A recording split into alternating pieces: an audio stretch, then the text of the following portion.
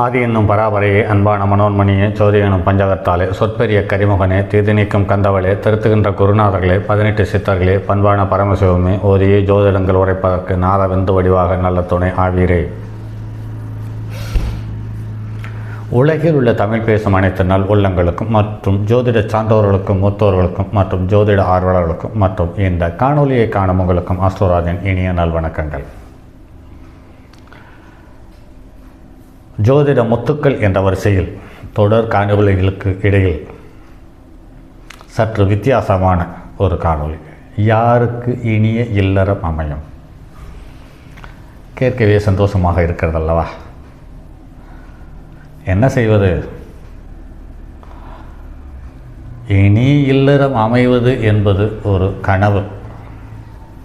அந்த கனவு கனவு வர வேண்டும் என்றால் அதற்கு நன்றாக உறங்க வேண்டும். திருமணம் செய்து இரண்டாவது குழந்தை கர்ப்பம் என்று ஒரு சூழ்நிலை ஏற்படும் பொழுதே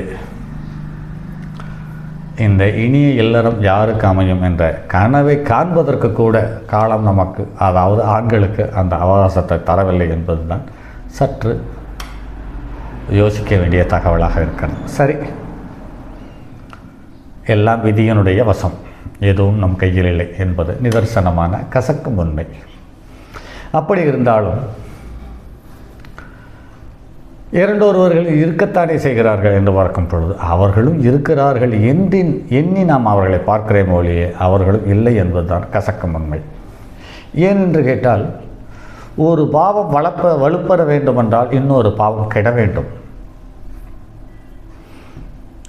லக்கணத்துக்கு 2ஆம் இடம் வலுப்பெற்றால் அதற்கு 6ஆம் இடம்தான் வாழ்க்கை துணையாக வருகிறது.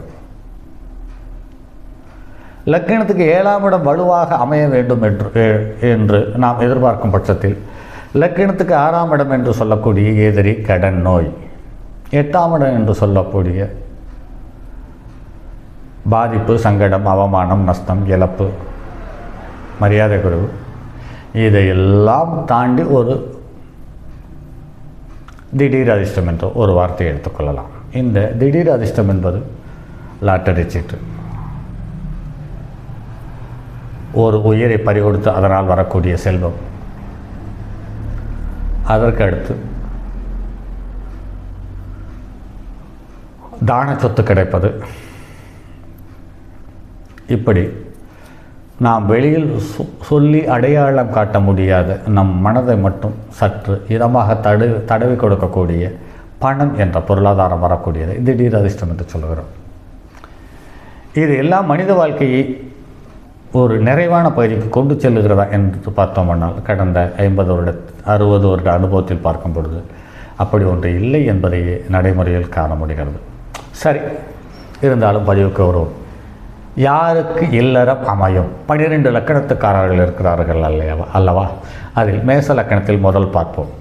மேச லக்கணத்தில் பிறந்தவர்களுக்கு சூரியன் 7ஆம் இடத்தில் இருப்பதால் பொதுவாக சூரியனுக்கு சொல்லப்பட்ட இல்லற தோஷம் விலகி விடுகிறது. மன வாழ்க்கை சிறப்பாக அமையும்.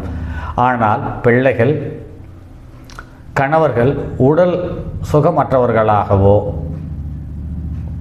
ஆன்ம பலம் குன்றியவர்களாகவோ இருப்பார்கள். தாம்பத்திய சுகம் ஓரளவே. இந்த சூரியன் 7ஆம் இடத்தில் இருப்பது அவ்வளோ சிறப்பானதல்ல என்று பார்க்கும் பொழுது மேச லக்கணத்துக்கு 5க்குரிய புத்தரஸ்தானாதிபதி, பஞ்சமஸ்தானாதிபதி, பூர்வ புண்ணியஸ்தானாதிபதி என்ற வகையில் சூரியன் பாதிப்பை குறைத்தே தருகிறார் என்பது நடைமுறை அனுபவம். இதில் சொல்லப்பட்ட தகவல்களும் ஓரளவு ஒத்துப்போகிறது. மேச லக்கணத்தில் பிறந்தவர்களுக்கு 7ஆம் இடத்தில் சந்திரன் இருப்பது நல்லது. வளர்பிறை சந்திரனானால் வானத்தின் நிலவை மடியில் அமர்த்தி கொஞ்சலாம். மகிழ்வு போதையில் மனம் தடுமாற்றம் அடையாதீர்கள். மஞ்சம் பிரித்த பைங்கிளி தங்களை கொத்திக்கொண்டு போனாலும் போகும். தன் சுகத்தின் ஜன்னல்களை திறந்து வைத்தாலும் வைக்கும். எப்படியானாலும் இதுவும் ஓர் இனிய இல்லறம்தான். மேசலக்கணத்துக்கு 7ஆம் இடத்தில் செவ்வாய் இருப்பது தோஷம் என்று யார் சொன்னது? நாக்கு சுவை தேடுகிறது. வீட்டில் அளவோடு தான் அனுமதி. எத்தனை அசைவ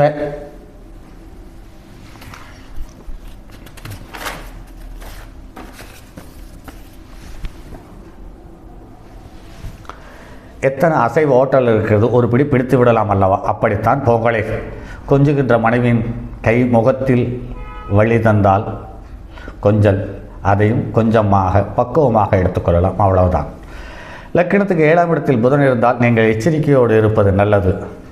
யாழ் மீட்டத் தெரியாதவரை கலைவாணி என்று வர்ணிப்பது போல்தான் வாழ்க்கை துணை அமையும். கரம் மீட்டத் தெரியாதவனிடம் கிடைத்த ஹார்மோனியத்தின் கதைதான் பெண்களின் நிலை. பொதுவில் இவர்கள் பிரிவில் உறவை பார்ப்பவர்கள் என்று சொல்லப்பட்டிருக்கிறது.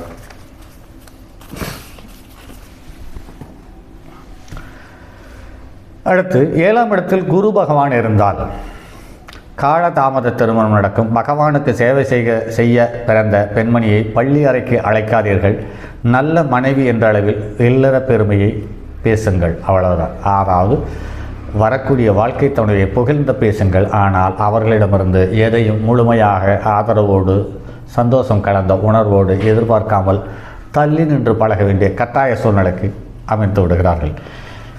மேச லக்கணத்துக்காரர்களுக்கு, மேச லக்கண பெண்களுக்கு பணப்பெட்டியின் மீது பதவி மோகத்தின் மீதும் தலை வைத்து படுத்து உறங்கும் தலைவா இந்த தையலையும் கொஞ்சம் கண்டாரும் என்று திருவெண்பாவை பாட வேண்டியதுதான். மேச லக்கணத்தில் பிறந்தவர்களுக்கு 7ஆம் இடத்தில் சனி இருந்தால் ஒன்றுக்கு மேற்பட்ட திருமணம் அல்லது வாழ்க்கைக்கு பின்னர் ஏதோ ஒரு காந்தர்வ துணை அமைவது அல்லது உங்களை தேடி வருகிறது. இதே பெண்களுக்கு 7இல் சனி இருந்தால் இளம் வயதில் புத்தி பேதலித்தல், குடும்ப கௌரவங்களை பறந்து வெறிக்க தூண்டும் உணர்வு, அவ்வளவுதான். மன வாழ்க்கைக்கு பின் இல்லறம் இனிய இல்லறம்தான். 7இல் ராகு, சொர்க்கமே வாழ்க்கையாக இருக்க வேண்டும் என்று நினைப்பார்கள்.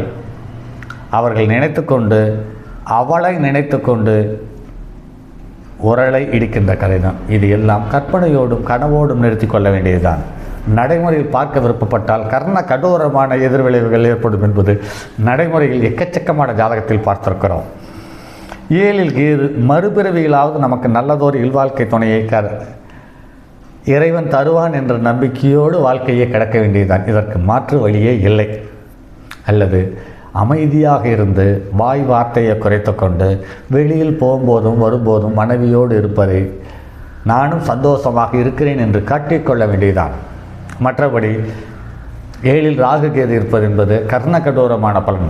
இன்னும் தெளிவாக சொல்ல வேண்டுமென்றால் அவ்வை மூதாட்டி சொன்னது போல் முன்னுக்கு பின் முரணான சம்சாரம் வாய்க்க வேண்டுமெனால் கூசாமல் சந்நியாசம் வாங்கிக் கொள்வது என்பது சாலச் சிறந்தது என்ற எண்ணத்தோடு மனைவியோடு பயணித்துக் கொள்ள வேண்டியதுதான். மேசலக்கணத்தில் பிறந்தவர்களுக்கு 7இல் சுக்கிரன் இருந்தால் இந்த அமைப்பு உடையவர்களை ஜகதல பிரதாபன் எனலாம். இன்றைய இளைஞர்களுக்கு ஜகதல பிரதாபன் பற்றி தெரியாது அல்லவா? இவர்களுக்கு புரியும்படி சொல்லிவிடுகிறேன். பில் கிளின்டன் என்பார்கள். அது சரி, இவர்கள் எப்படியாவது இருக்கட்டும். குடும்பத்தில் அமைதி இருக்கிறதா? குறித்த காலத்தில் கல்யாணம் கூடுமா? கேள்விக்குறிதான். என்றாலும் எல்லாமே நடக்கும். ஒரு வகையில் இதுவும் இல்லறத்தின் இனிமைதான். பெண்கள் ஜாதகத்தில் 7ஆம் இடத்தில் சுக்கிரன் ஆயிற்றே, இது காரகோப பாபநாஸ்தி ஆயிற்று என்று எடுத்துக்கொள்ள வேண்டாம். நல்ல மனமுடைய வாழ்க்கை அமையும். கணவன் அமைவதில் போதும் என்ற மனமே பொன் செய்யும் மருந்து என்று நீங்கள் இருந்தால் இதுவும் ஒரு திருப்திகரமான வாழ்க்கைத்தான் என்றெல்லாம் பெண்கள் கடைபிடிக்காமல் இருந்தால், குறிப்பாக பூஜை, புனஸ்காரம், விரதம், நேர்த்திக்கடன் என்று பெண்கள் கடைபிடிக்காமல் இருந்தால் இதுவும் இனிய இல்லறம்தான். தெய்வம் தொழால் கணவன் தொழுதேடுவாள் என்று வள்ளுவர் வாக்கு உங்களுக்காகவே சொல்லியிருக்கிறார்கள் என்று கருதுகிறேன். சரி நண்பர்களே, இது முதல் பதிவு. இனிய இல்லறம் யாருக்கு அமையும் என்பது. இனி வரக்கூடிய பதிவுகளில் நிறைய தகவல்களை பார்க்கலாம். இந்த தகவல் 2000ஆவது வருடம் பிப்ரவரியில் வந்த உங்கள் நட்சத்திர யோகம் என்ற மாத இதழின் ஒரு பகுதி. அதில் இருந்த தகவல்கள் தான். இந்த தகவல்கள் எண்ணற்ற தகவல்கள் அப்படியே நடைமுறை வாழ்க்கைக்கு ஒத்து போயிருக்கிறது என்பது சிறப்பிலும் சிறப்பு நண்பர்களே. சரி, வாருங்கள் மற்றும் அடுத்தது ஒரு பதிவில் சந்திப்போம். அதுவரை உங்களிடமிருந்து விடைபெறுவது உங்கள் அன்பு நண்பன் எம் ராஜரத்தினம். என்னுடைய அலைபேசி எண் 9788972999 மற்றும் ஒரு எண் 9791199649.